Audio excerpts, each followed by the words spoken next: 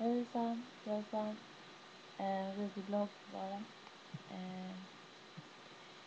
Vad skulle ni vilja att jag gjorde eller sa på en videoblogg? Jag vet inte riktigt vad jag ska säga. Ni kanske bara vill ha mig prata. Jag är lite förkyld.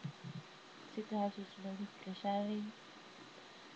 Och tycker att jag ser jätteful ut. Jag ser mig själv. Kan ni tänka på det? Alltså så här. Man ser ju alltid sig själv spegelvänd eftersom att man bara ser sig själv i spegeln. Då ser man ju inte sig själv så som andra ser en.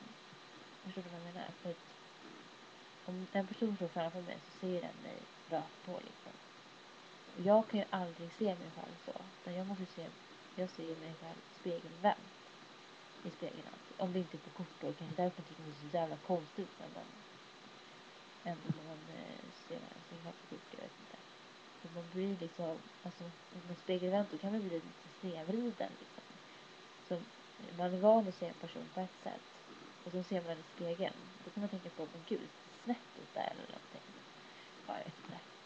Kan man ska säga det. Jag tänkte på det i alla fall.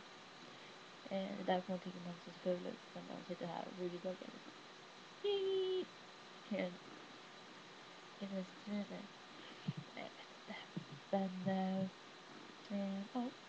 Det var så puss på.